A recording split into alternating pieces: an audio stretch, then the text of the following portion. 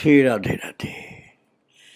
भक्तों, प्रभु तो सभी के हैं, बस भाव चाहिए, प्रेम चाहिए, अपनापन चाहिए। और अपनेपन का जो खिंचाव होता है, जो आनंद होता है, जो प्रीति होती है, वही भगवान से अपने को जोड़ देती है। और ऐसा प्रेमी ज्यादातर पिछले जन्म के भक्ति के संसर्ग से तीव्रता के साथ आगे बढ़ते हैं। यदि पिछले जन्म का संस्कार नहीं होगा तो कोई सत्संग मिल जाए, किसी भक्त का संग मिल जाए, तब भी प्रगट पथ पर चलने लग जाते हैं। ऐसा ही कोई बड़भागी किसी महान प्रेमी के संग के प्रसाद से कन्हैया की तरफ खींचा चला आ रहा है। वह स्त्री हो चाहे पुरुष हो, वो भाग्यशाली ही है। और कौन है ये, कहां से इस पथ पर कहां जाने के लिए एक गोपी चली आ रही है। और कब आई थी ये, कब दिग्भ्रमित सी रहकर चारों ओर दृष्टि पसाकर, दृष्टि को पसार कर अर्थात चारों तरफ निगाह दौड़ा करके किसे खोज रही है। कभी अधीर हो इस दिशा और कभी उस दिशा की ओर दौड़ पड़ती है, जैसे उसे लगता है कि यहीं कोई है, यही है वो जो मेरा प्राणधन है, मेरा प्रीतम है। कभी थकी सी बैठती है अथवा लड़खड़ा पड़ती है, गिरने लग जाती है। ऐसा बावलापन उसके अंदर प्रेम का। संभवतः वो स्वयं नहीं जानती कि क्या कर रही है।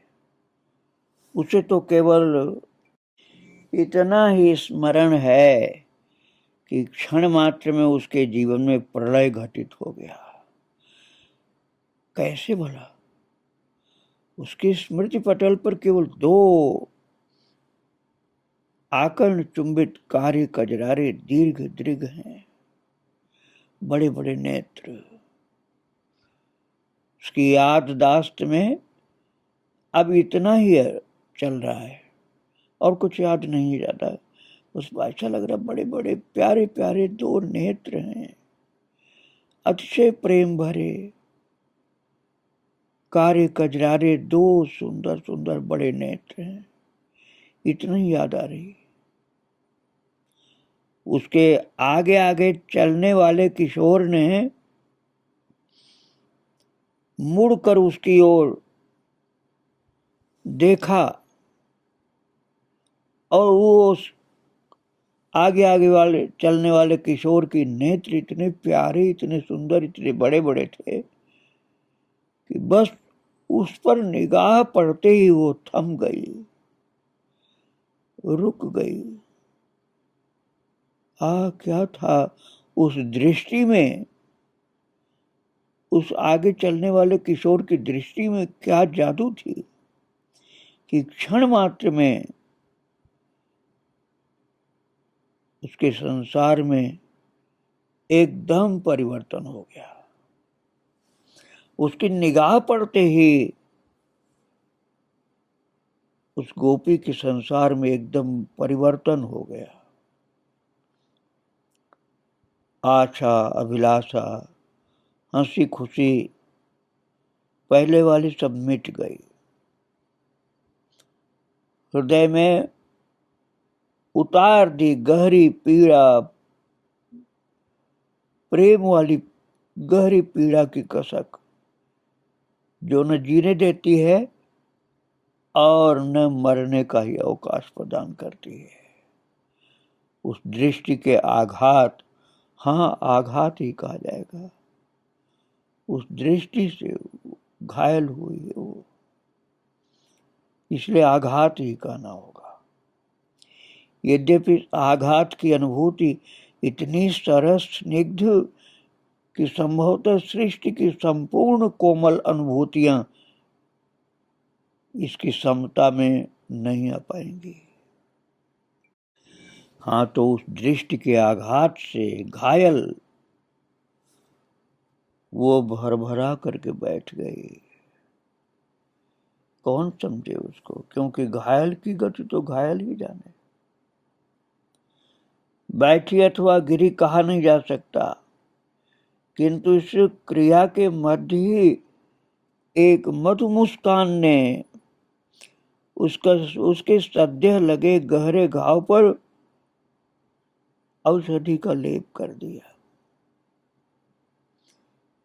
अत्यंत अकुला करके जो गिरी थी, उस पर कन्हैया की प्यारी मुस्कान ने जैसे मधुर लेप कर दिया, पीड़ा को दूर कर दिया। पीड़ा तो थी, लेकिन उस पर एक आनंद भर दिया, और हृदय जैसे आर्तनाद कर रहा था दृढ़ता से। उसके अधरों के पीछे वो घुट गई एक आह का हल्का सा स्वर भी उन कपाटों का अतिक्रमण नहीं कर सका। उस सहायक विहीन प्रदेश में अकेली पड़ी हुई वो पीड़ा से छटपटाती रही। कौन है मुझे जादू कर गया अपनी निगाहों से, अपनी प्यार भरी अद्भुत दृष्टि से।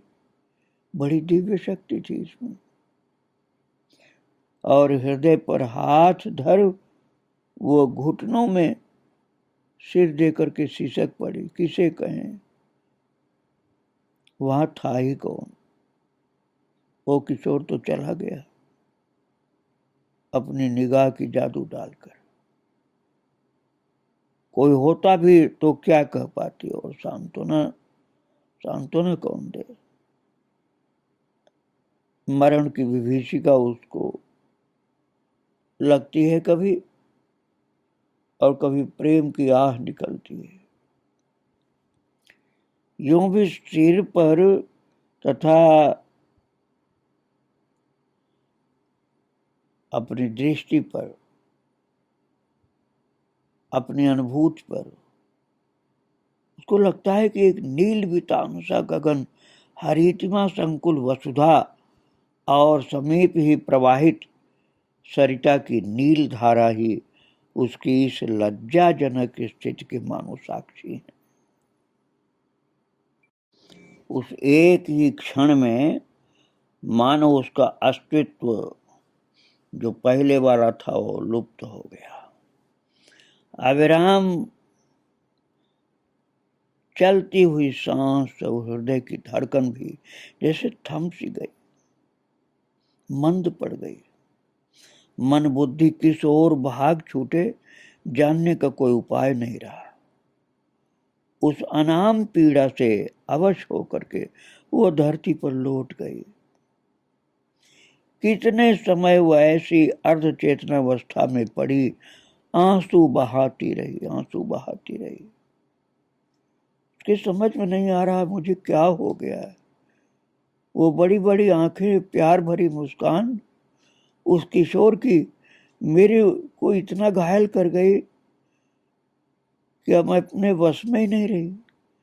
कौन बताए। धीरे से उसने सिर उठाया, अनायास बड़े आंसुओं से पुनीत हुए जो आंसू पड़े थे ना, उसके नैनों से लगातार आंसू गिर रहे थे। उन्हीं आंसुओं से पुनीत हुए रजकड़ों ने उसके मुख पर विचित्र सी जैसे अल्पना का चित्रण कर दिया। आहा, इतने पर भी इस धूल धूसरित असह्य हृदय, दाह दग्ध और मलिन अवस्था में भी यदि कोई उसे देखता तो निश्चित ही उसकी प्रीति के कारण, उसकी अद्भुत प्रेम भरी दशा के कारण और इतनी मतवाली सी थी कि उसे सुंदरी कहा जा सकता था। और वस्त्रों के रंग में उसका अपना वर्ण भी घुल गया था। वे काले विशाल नेत्र अवश्य ही किसी मृग वधू का सरस उपहार रहे होंगे, जो निरंतर मुक्तादान से धरा को धन्य कर रहे थे। लगातार आंसुओं की मोती गिर रही थी। उसके नख शिख के वर्णन के समय कोई उपमा ढूंढने में मुश्किल पड़ेगा। और यौवन की देहरी पर धरने को उठा हुआ आयु का चरण, स्वभाव के भोलेपन, किशोरी की चंचलता और देह की स्निग्ध कोमलता में सहम करके जैसे ठिठक गया हो, और अपने अद्भुत सौंदर्य से अनभिज्ञ उसने बड़ी बड़ी सुकोमल अश्रुसिक्त पलकें उठाकर देखा तो लगा संपूर्ण सृष्टि एक बहुत विलक्षण शक्ति युक्त हो गई है।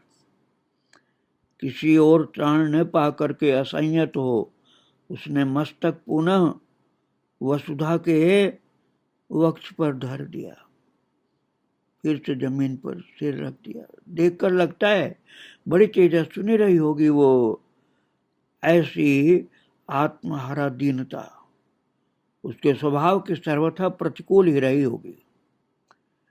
तभी तो स्वयं को संयत न कर पाने पर भी हृदय से उठने वाली असह्य पीड़ा भरी आहू कराहू के अधरों तक पहुंचने से पूर्व ही वो बरबस भीतर ठेल रही है।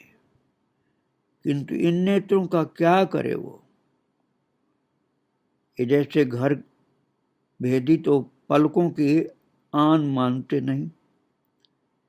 इनसे बरसाती ये मोटी मोटी बूंदें जो धारा बन करके वक्ष का आवरण भिगोती जा रही हैं, कैसे रोके इन्हें, कैसे रोके।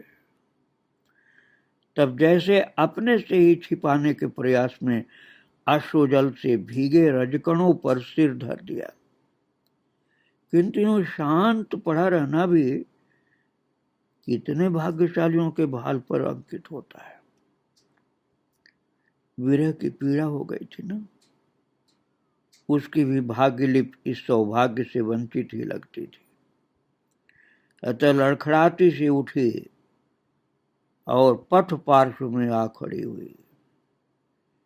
सूने पथ पर खोई दृष्टि से दूर तक कुछ समय जाने क्या खोजती रही, फिर निराशा से थकी दृष्टि लौट करके पथ पर अपने ही पदों के समीप ठहर गई। बस निगाह केवल उसके चरण तक ही रह गई, आगे नहीं जा रही। और उसके रास्ते ने जैसे उसका उपकार करने के लिए उस निर्मम शिकारी के चरण चिन्ह अपने वक्ष पर अंकित कर लिए थे, और उन चरण चिन्हों को कृपण के धन की भांति बाहों में भर लेना चाहती हो। वो पहचान ली कि वही चरण चिन्ह है जो किशोर आगे गया है, और लग रहा था कि जैसे ये चरण चिन्ह मेरे लिए ही छोड़ दिया है। बाहें फैला करके वो लौट गई उस पद रज पर जो प्यारे प्यारे चरण चिन्ह कन्हैया के पड़े थे, उसी पर लौट गई वो। और बहुत से प्रयत्न बांधे गए धैर्य के बांध को आवेग भरे आंसुओं के पनारों से ध्वस्त कर दिया। और घायल हृदय की कथा कहती, जैसे आर्तनाद सी करने लगी। और ऐसा लग रहा था कि अब संध्या होने वाली है। नेत्रों में आशा, हृदय में अवसाद का भार लिए वो कितनी बार पथ के इधर उधर दौड़ पड़ी, कितनी बार चरणांकित रज से स्वयं को स्नान करा लिया। कन्हैया के चरण दिखलाई पड़ रहे थे रज में, उसी में लौट रही थी वो। कितनी बार जड़ सी उस रास्ते पर बैठे इंतजार करने लगी, कितनी बार आकुल हो पुकार उठती थी, किंतु क्या कहती। कितनी बार नेत्रों से आंसू गिरती थी और नयन कटार से घायल वो कितनी तड़फड़ाई, और उस प्यारी सी मधु मुस्कान, प्यार भरे नेत्र ऐसे अंदर गड़ गए कि वो हट ही नहीं रहे, और उसी की याद में जैसे समाधि सी है। इस विवस्था पर, इस दुख भरे सुख का, दुख था वियोग का, सुख था उस अद्भुत दर्शन का। इस अवस्था का तो कोई नाम होगा। अरे लज्जा के झीने वस्त्र को निर्दयता पूर्वक जैसे फाड़ देने वाली, अहंकार को चूर्ण करके हवा में उड़ा देने वाली इस कोमल कठिन अनुभूति की क्या संज्ञा होगी, क्या नाम होगा इस विरह का, इस आनंद भरे हुए विरह का, जिसने इस कोमलांगी किशोरी को उन्मादिनी बना दिया है। हृदय का दावानल उसके निर्बल प्रयत्नों से बुझने के स्थान पर और भभक भभक उठ रहा था। जोर जोर से रोती थी वो। और क्या कहा जाए, उस समय एक जादू और हुई है। उसके कान को अंदर तक भेदते हुए आरोह अवरोह युक्त सुहावना वंशी रवो, बांसुरी की अद्भुत प्यार भरी आवाज उसके कानों में सुनाई पड़ने लगी। बुद्धि ने जाने किधर से आकर के सहायिका का स्वांग भरते हुए धीरे से सूचना दी, अरे उस जीवन की, जो तेरा जीवन है ना, उसी की रक्षा की औषधि ये कान में आ रही है। यही दिव्य वंशी ध्वनि तेरी रक्षा करेगी। और जिधर से वह आवाज आ रही थी वंशी की, उधर ही वो भाग पड़ी है, दौड़ पड़ी। उसे लगता था वहीं पहुंच जाना चाहिए जहां से आवाज आ रही। उसको वहां पहुंचना था, भले ही कांटे उसके पैर में चुभ जाए, कोई बात नहीं। भले गिर पड़े कितनी बार, कितने कांटे लग जाएं, कितनी चोट लग जाए, लेकिन उसको पहुंचना वही है जहां से वंशी की आवाज आ रही।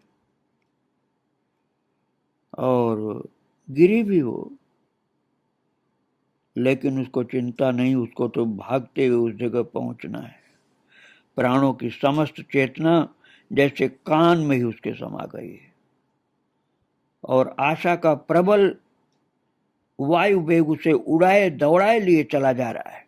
वो जैसे उड़ रही है, ऐसे भाग रही है कि कहां से वंशी की ध्वनि आ रही है। और भागते भागते उसे लगा कि बस वो पहुंचने वाली है। तो महाराज,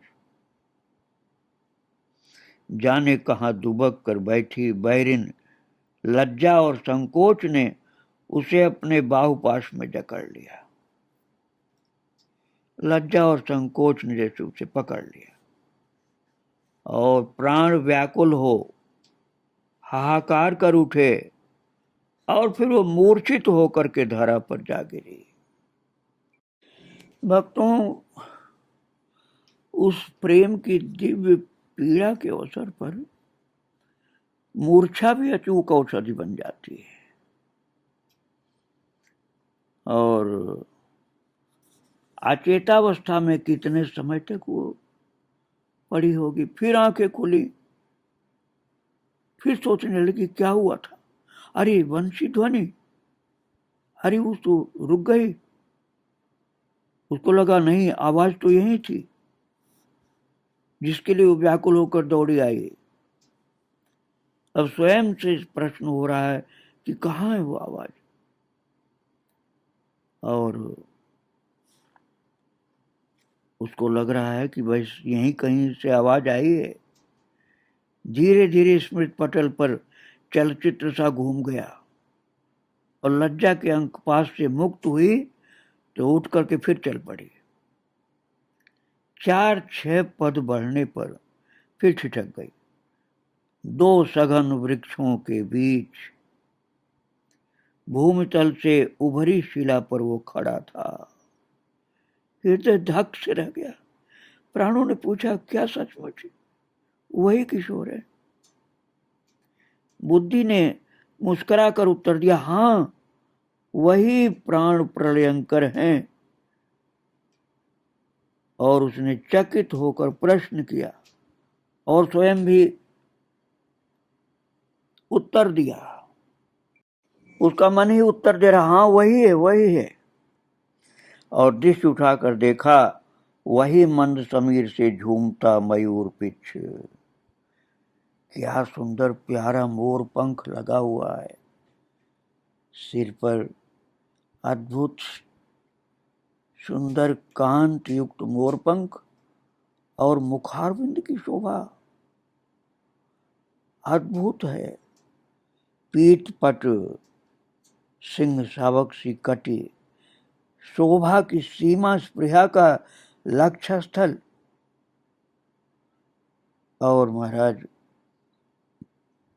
प्यार भरे अधर पल्लव, मुस्कान और होठों की शोभा तो अद्भुत है। देह शिथिल होने लगी दर्शन करते करते, और जैसे लगा कि ये तो बधी के पूरा ही मार ही देगा मुझको।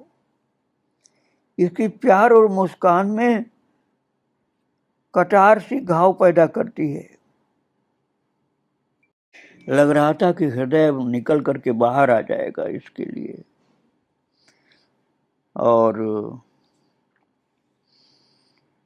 फिर लज्जा भी लगने लगती थी कि कोई देखेगा तो क्या कहेगा, ये पागल हो गई है। बंशील तो और भी लोग सुनते होंगे, लेकिन ऐसी पागलपन तो नहीं कहीं देखने को मिला। बुद्धि ने निर्णय दिया, अरे ये तो विग्रह है, देख ध्यान से। और उनका बिंब विग्रह के ठीक पीछे प्रकाश जैसे प्रकाश युक्त शोभित था। ये तो नीलमणि निर्मित प्रतिमा लग रही है, कैसी सजीव जैसी है। और उसको यही लग रहा है